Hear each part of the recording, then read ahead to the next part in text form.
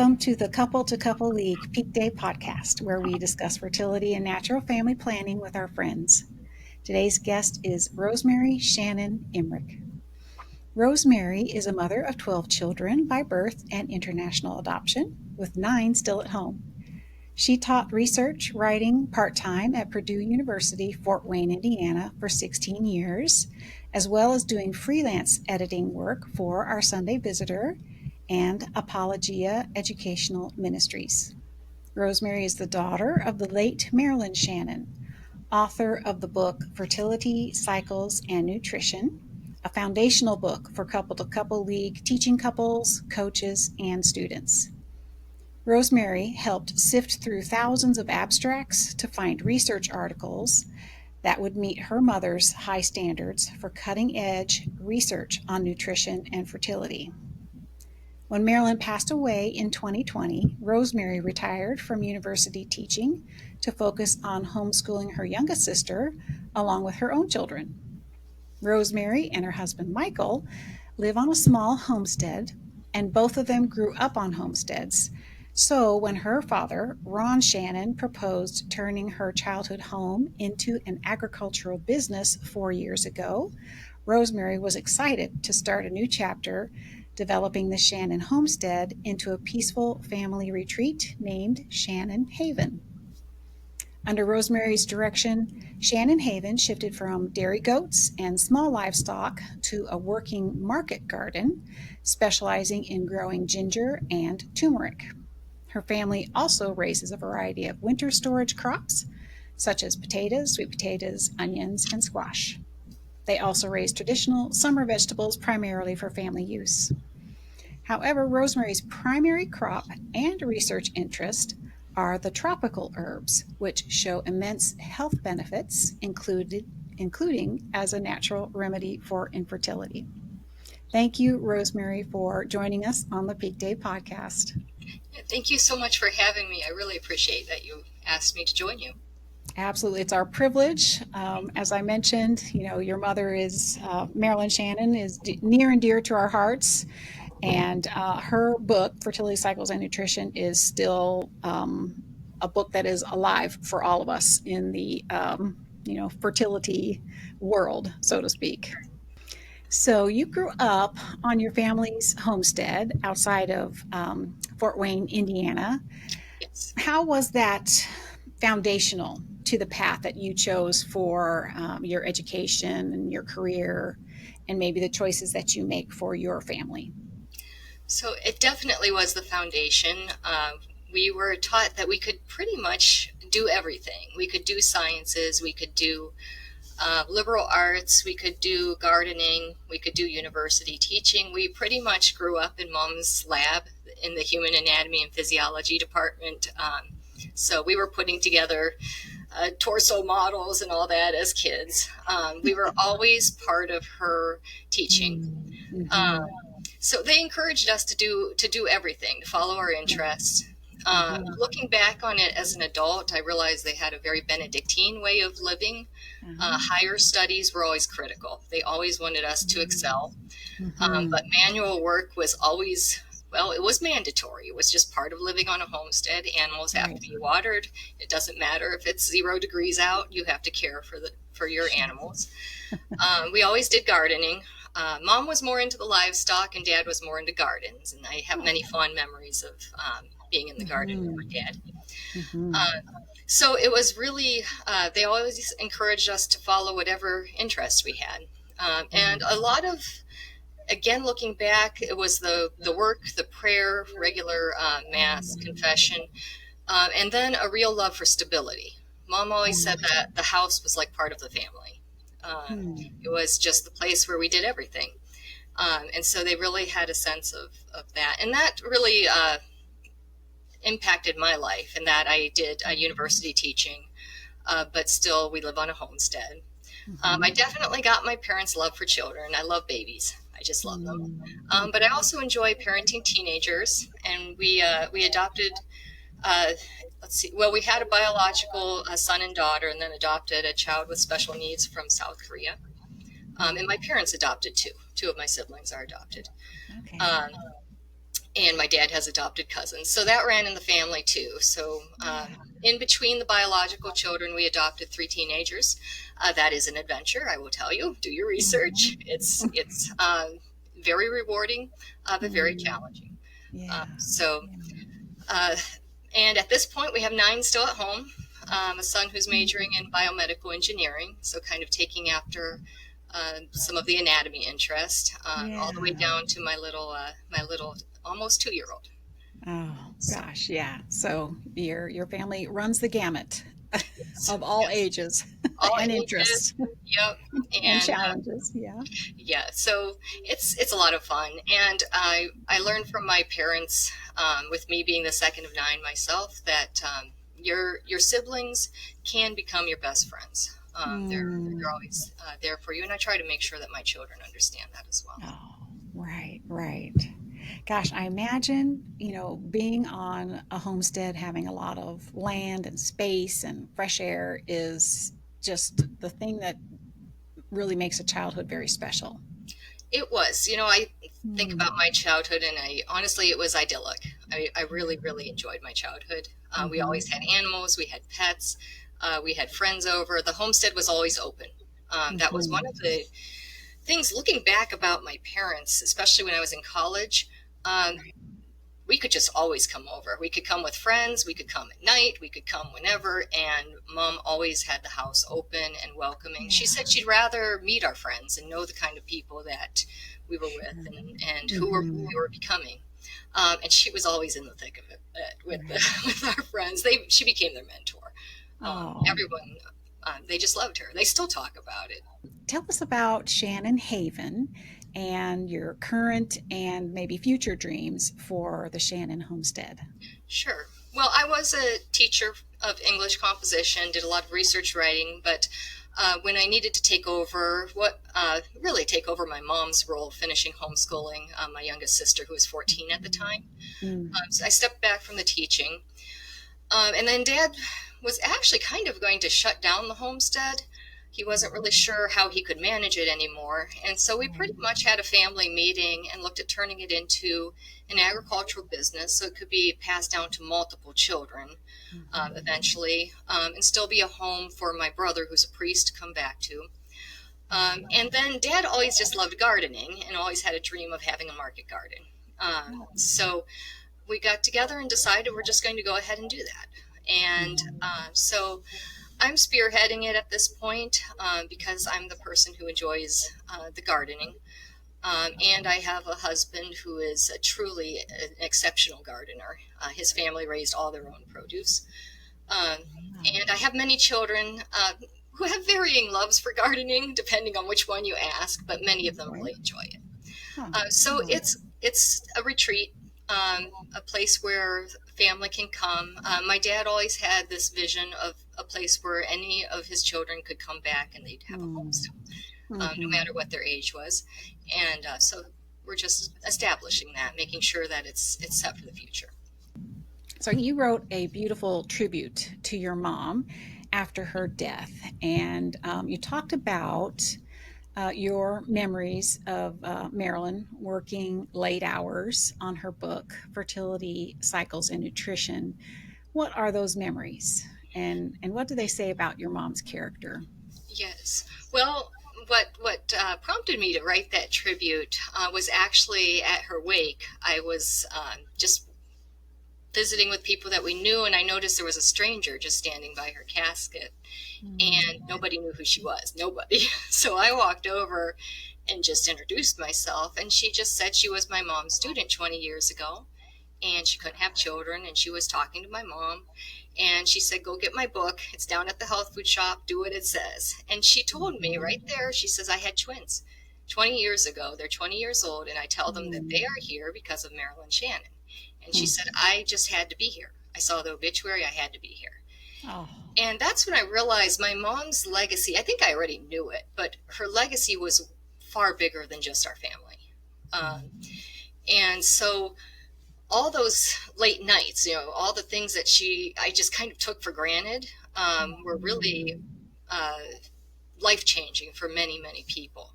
But yeah, Mom was a night person. I remember when I still lived at home, I would come down at 2 o'clock and she would be typing away there. She practiced what she preached. She would take her vitamins. She was extremely energetic. And she always had her dark chocolate too. So we knew that helped. And she would just have piles of articles around her. I would help her find them, especially as once I started teaching. I'd help her. She would email me lists of, okay, I need things on B12 and energy, and B12 and stress, and B12 and PCOS. Right. And so I would get these long lists of, okay, here's everything you need to find. But she would just absorb it late at night because, well, that's when it was quiet. So, yeah, sure. But yeah, she just always was interested in research. I think she started writing the book when I was probably maybe in fourth grade, quite a ways back. And as she worked on the editions going forward from that, she really, I became more and more involved just because I enjoy the sciences too. I ended up with my profession being English teaching, but I always really loved the sciences and did concentration. So it ended up being a collaboration, and usually I would get these calls again at like 10:30 at night. I need another research article, or hey, can you email me something over? And it was fun. I miss it. In fact, when I started, and we'll maybe get to this later, when I started researching again some of these herbs, it was like old times. I know she would have been very excited about it. Yeah. But yeah, Mom's character, very driven, sometimes hard to keep up with. And that's what put the energy and the drive into what she did. She saw that what she knew would help people, and she was very determined to get it out there.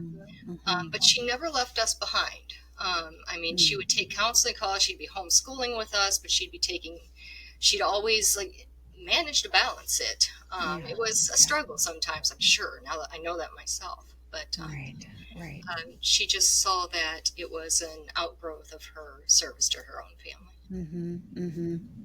Yeah, I've always said that, Fertility Cycles and Nutrition is kind of a book that was ahead of its time. When you see now what is, really top of mind for people who are in, the maybe non-traditional health field. A lot of writing and studies and research is going into the things that your mom wrote about, 2 decades ago. Yeah, I noticed that just having gone to the same health food shop all my life, there's so much more available. And I remember seeing, finally, they got flax oil that my mom had talked about. Now it's available.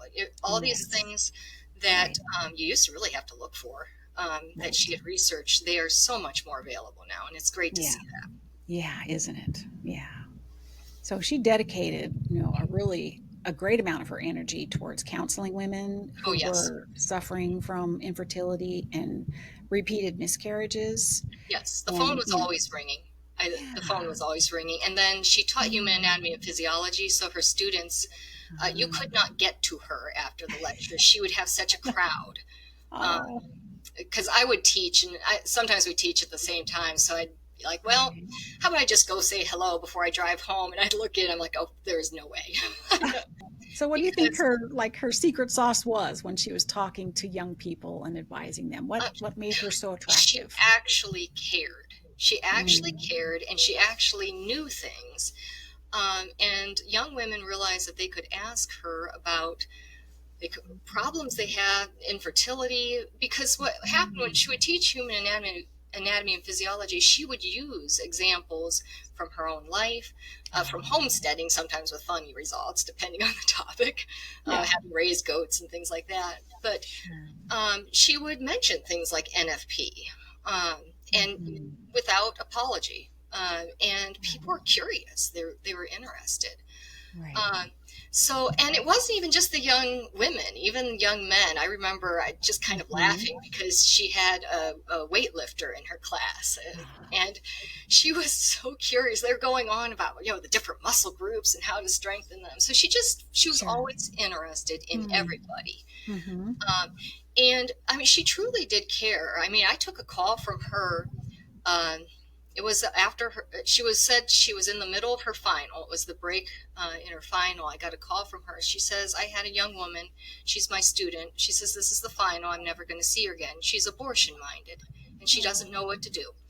And she said, I need you to call up our friend who does crisis pregnancy counseling, and I need her number before the end of this test. And that's just the kind of woman she was. Like she just she absolutely cared about each particular person. Right. So she had high expectations. She wouldn't let stuff slide, but you knew she would speak the truth to you, and she cared. Right. For other parents, especially moms who want their daughters to know the gift of their fertility and their cycles, how does that relational aspect translate for them to their kids? Well, I think just making sure that young people are educated at an age appropriate level, of course, but knowing that if they're having problems, that they can come and talk to their parents about it, and that there are solutions out there. I know with my mom, sometimes parents would actually bring their daughters who are having difficulties, and together they would talk. Okay, what can we do? What are the solutions? And my mom actually wrote a booklet actually directed toward young women. And so I think just that openness of this is natural, this is life, and if you need help, please ask. We're here, there's answers. And you won't necessarily find them in the medical profession always. Sometimes there's natural things to help. Do you find that your mom's, extensively researched writings on better nutrition for improved cycle health have really stood the test of time? Oh, definitely. You can see that by what's in the health food shops now, and what's gone mainstream. The research has definitely, it was all based on research. That's why it stood the test of time. She was incredibly picky about what research she would base her counseling on. And I know because I went through about 4,000 abstracts from researched articles for her, I think it was her 4th edition. And narrowed it down by about half, and then narrowed it down again. And then she was really wanted like the really top notch last 200 some articles. She definitely just really was ahead of her time. It all had to be researched. She was not interested in anything that didn't have solid footing. And she also based stuff on her own counseling. And as you had mentioned earlier, counseling for miscarriage was a very big part of her ministry. Right. So really what's going on right now in the health field is just building on, the foundational research that came before. So it's we're just finding out more and more details and more information, but it was all there. When I was helping her research, a lot of times those journal articles were quite hard to come by. And now there's more and more available now on the internet, so it's easier for it to reach a wider audience too. But yes, and her book, scientific research really should be between ideally less than 5 years old. Maybe up to 10 years old is considered acceptable in the scientific world. And her research it's all solid as can be. But some of what I would like to do is actually make sure that I find the most recent, like last 5 years, articles, and make sure that those are maybe added to her references to show that, yes, vitamin A and B12 and all these things still indeed do what they did 20 years ago. Exactly. And where do you see your mother's research going forward, and what do you hope to build on the foundation that she left? Well, again, just making sure that really what the already established findings just have up-to-date references. So, I mean, she really, really researched the vitamins, and so I think that just needs up-to-date references. She had just started on herbs. Vitamins were her first interest, but she just started on herbs when she did the last edition. And so I actually was researching just which crops to add to my dad's lineup of ginger and turmeric and all that. And I happened to see, I think it was under suggested articles you might like. It's mentioned male infertility and ginger. And being my mother's daughter, I'm like, oh my goodness, I have to start researching this. And there is so Yeah. much out there Right. now. Right. So what I like to see is her research extended just naturally in the direction she was already going. So, what are some of those new exciting findings that are coming to So light? I'll actually show you here. Oh, This is galangal, which is a Thai ginger, and it is living in my house right now, waiting till it warms up because this is okay. northern Indiana. So it is. Turns out that the root from that it's a relative of ginger. If it's given as a supplement, it actually reduces DNA fragmentation in sperm, so it's very good for male infertility. Okay. So turmeric, ginger, and the Thai ginger are just Mhm. exceedingly good for preserving DNA, for ideal motility. So this is a very large area for male fertility concerns. Male. Okay. Um, and then turmeric also is showing really great promise for studies in PCOS, so polycystic Mm. ovarian syndrome, Mhm. Mhm. which is a huge problem currently. Right. You Right. see a lot of that, and the studies are very interesting on that. And Hmm. I'm noticing most of the studies, and I've got I have a folder actually right here. I probably have 10 or 15 just with a quick search. Almost all of them are saying this is really good results. We need more studies. So I am Right. thinking in the next 5 years there's going to be an explosion of findings because they already know, for example, turmeric is good for joints. It's anti-inflammatory. Well, Right. it's also good for many other of the glands and hormones, and just shows real Mhm. promise. I know my mom would have been incredibly excited about I this new bet. research coming out. Right. Do you think that there is a bit of a crisis with infertility and cycle irregularities and maybe even general fertility health today, more so maybe than like in the past? I think there probably is. I mean, I would say yes and no. Hmm. Yes, because of toxins and things like that, which are decreasing, Sure. especially male fertility across the world, actually. Um, Right. but but there's a lot more available now. So I think people are actually starting, there's more information, I guess, available. Okay. So I Okay. think people are starting to realize this. So it definitely needs education needs to get out there so people Mm, avoid putting themselves in a situation where they have toxic right. side effects from Right. pesticides or all these things. Right. Um, so the answer is it's an ongoing problem. I think what Hmm. causes the problem kind of changes over the generations, Yeah. whether Yeah. it's malnutrition or whether it's toxins. Right. Um, Right. but there are things available now and much more than there used to. I mean, to be getting Hmm. tropical herbs in a northern climate was kind of Right. not the usual thing before. Right. What are some maybe basic nutritional steps a couple can take to be their healthiest and optimize their chances of conceiving and carrying a pregnancy? Well, for sure, good diet is the starter. You can't, Hmm. no amount of vitamins can really compensate for that. So, a Hmm. good diet, whole foods, homegrown if you can. There's more than just health benefits to growing your own food. Right. Um, Actually, your children are more willing to eat it if they grow it. Right. Um, and then I would say vitamin supplements, a good multivitamin to fill in the gaps. Because when you Hmm. get food shipped in, it doesn't matter how phenomenal it was, you get vitamin breakdown just with time, with light. Sure. Um, Sure. so first the good foods, second the vitamins to fill in the gaps, and then I would say if you're still having some health difficulties, maybe one or two of your favorite herb supplements Hmm. just for optimal Hmm. health. A lot of them have overlapping effects, so it's not like you have to take every single herb that's out there. Right. Um, so if there's one that you particularly like to cook with, then that would probably be the one just Hmm. to top off your good health, essentially.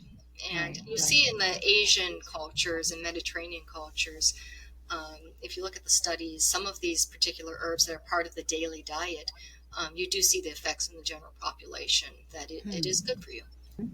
So, do you recommend families have like a backyard garden? Well, I of course do because I'm biased. I love gardening. um, and Yeah. honestly, I think everybody should. It's a good skill. It's a good life skill. There's nothing Right. like a plant you just picked. I mean, even the freshest food in the health food shop still has been sitting there. Mm-hmm. And like Mm-hmm. baby ginger that you have pulled from the ground, there is nothing like it. You will not Right. experience that in the stores. Right. So just and actually, even like garlic, when you crush it, it actually produces, I believe it's an enzyme when it's crushed that is particularly good right then at that moment and does not last. Oh, okay. So you So, mean like the little jar that's been sitting in the refrigerator that's oh, chopped up isn't it quite as is, good as well, it is still good for fresh? you, but it Yeah. doesn't have some of these truly volatile compounds in it because they Right. just can't last. So Yeah. there's nothing like Yeah. truly fresh. And honestly, every child has different interests, but a lot of times children absolutely love growing things and growing things that they can Mm-hmm. then eat themselves. For example, Right. we Right. had green beans, purple and yellow, and my little kids the purple and yellow beans were just so much better just Oh, because I'm they were sure. purple and yellow. They were different. It was fun. Right. Yes. Yeah. Oh my gosh. You have a large family, Rosemary, and a big working farm. So how do you manage to juggle all of those hats that you're wearing? Well, I will be perfectly honest. It is not always easy. I mean, Mm-hmm. it's a big job. I'm kind of in the position of, caring for my children and then also the other homestead. I live about 10 minutes from my dad's homestead, so it's really Oh, not bad. Um, okay. so we actually do a modified homeschool schedule to kind of match the seasons, which probably Oh, really is more naturally how the schools were set yeah. up. Um, Yes.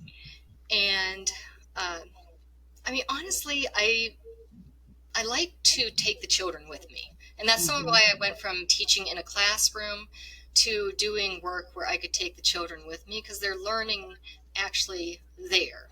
Yeah. And I tell people, it is hard. And I remember actually there was one day where I'm like, I don't know if I want to take all the kids. I just need to get the weeding done. Sometimes it's just Right. easier to do it yourself, right? Okay. When you're a mom, I'm like, oh, their mother needs them. And they need their mother. We're just all going. So I took all Right. 9 of them. We're all out in the field. And a week later, my dad's elderly neighbor came by and he says, he had his phone in front of him. He said, "Now, I'm not being strange, but I took your picture and I'll delete it." Oh. He says, "I'll delete it if you want." But he says, "I took a picture of you." He says, "You were out in the field and I counted and there were 9 of you." And he said, I was the baby of 7, and my mom during the war Oh. had a garden, and I was her baby out there with her, just like yours were. And he says, it Mhm. was just like seeing her again. I And, bet. I just remember thinking, oh my goodness, that was the day I didn't want to take the kids because, oh my Uh-huh. goodness, sometimes it's hard. But Yes. it Yeah. just reminded me that that man I mean, he's quite elderly. That was a Mhm. precious memory to him of being with his Right. mom when he was little. He was the baby and he was in the Mhm. garden with her. Mhm. And it was Right. actually, he told me it was special to him. And he was Yeah. happy actually to see another family doing the same thing. So Oh, I there's bet. not just the difficulties have rewards. They do have rewards, and you might not always see it at the time. Mhm. And Sure. yes, the kids might complain and all that, as Yeah. Yeah. I'm sure I did at times gardening with my dad. But Mhm. Mhm. it builds a family character and a family ability to do things together. Thinking about, kind of carrying on, where your mom left off. What are your hopes, and what do you really want to focus on when it comes to that? For my mom, I mean, honestly, I think it's continuing her legacy of service. When I was in college, I did quite a bit of traveling, and everywhere I went, especially in Catholic circles, people would find out my name and say, "Oh my goodness, thank your mom for me. I was able Mm. to have a baby." Sometimes they hold up the baby. It was kind of funny, actually. "See this baby here? Tell your mom thank you." So I would like her work that really blessed so many people just to be able to continue Mhm. because the research and the things that she was telling people to do are still just as valid now. And so to keep it up to date, so it doesn't become obsolete just by the dates on the research articles. Exactly. And Yeah. then, since there is this cutting edge new research out there, just to add it, maybe do some articles, maybe the next time there's a printing on the book, just insert it right naturally where it would have come in there. Because she would have loved to see that information get out to people. Sometimes just that little nudge between, being healthy, but really optimally healthy to be able to have children and get past infertility is just a little change. I mean, and her book is full of examples of how the smallest change can make a difference, and that's life changing. Just like for that student who came to her wake who'd had the twins. I mean, even a little change can make a huge difference, and that's worth keeping going. And that's what I decided, that I just wanted to make sure that her work just stays out there to help people. What makes a study a good study for nutrition? So, and this is what I know. My mom had the background, the master's in biology. My master's was in English, but I have a lot of undergraduate work in the sciences. So I learned you want placebo-controlled double-blind studies, ideally with many participants. The larger the sample number, the better, because what you're looking for is not an anomaly. You want to see a pattern, a consistent pattern of results. So that's exactly what I look for. I'm very picky because my mom was picky about what the research is. And I do not have her background to interpret it with as in-depth knowledge as she did, but I do have a pretty good understanding, and friends who can make sure that, okay, yes, this does make sense. My sister actually has a master's in biology. I can run things by her as well. So because I know what the research is and what she was looking for, and I did teach research writing for 16 years, so part of what I did was teach them, okay, what is good research? So what I do is look for that, and then if there's anything with the actual science that I might not completely understand, then I've got resources to double check everything and make sure it all makes sense. So, and that's basically what we were doing before with my mom's research on vitamins.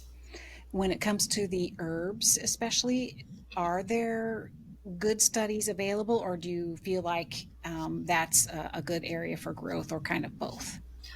There are definitely good studies available. That's actually what had me reach out to CCO, because I found I just found a couple of articles, and I had to go search some more, and I found some more, and then I started searching all my mom's terms. It was like, oh my goodness, there is good research out here. So yes, absolutely. And there's room for more. And like I'd mentioned, you see in a number of them in the conclusions, they say this needs to be followed up. The research is good, followed up with bigger studies. A lot of them just say, okay, we did a small study, now we need a bigger one to really confirm the results. I think one thing I'd mention when it comes to herbs, especially if people are listening to this saying, oh, I'll go and go take some herbs. You do need to be a little bit careful with herbs. I know that's like what my mom, that's why she saved them for last. She said some of them truly are medicinal, and you really need to make sure that you take them under the care of a medical provider. But the ones that I am looking at that actually show so much promise, the turmeric and the ginger, those are actually culinary herbs that are just used in everyday cooking in many parts of the world, very safe, and absolutely can just be integrated in part of your diet.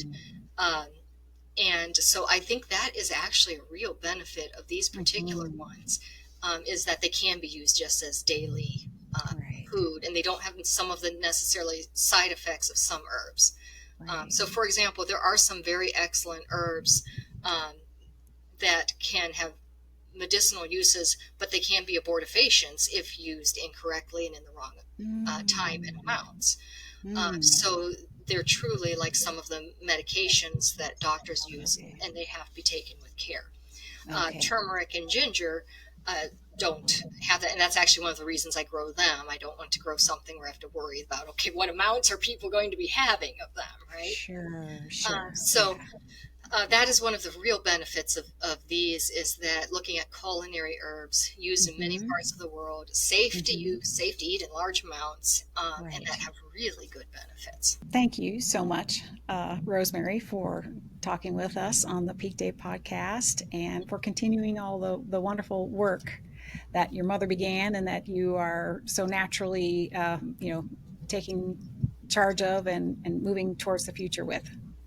Okay, yes, thank you so much for having me. I really appreciate you taking the time Wonderful. for it. Thank you. Thank you so much. There was something else I wanted to say, Rosemary. I mean, when you were talking about your mom, especially, but even you, the word that was coming to mind was just generosity. She just had a great generosity of heart, and I think Yes. you've inherited that too, and your desire to help people become healthier and make the right choices for their diets. I think that's just a wonderful legacy. Well, thank you. I really appreciate that.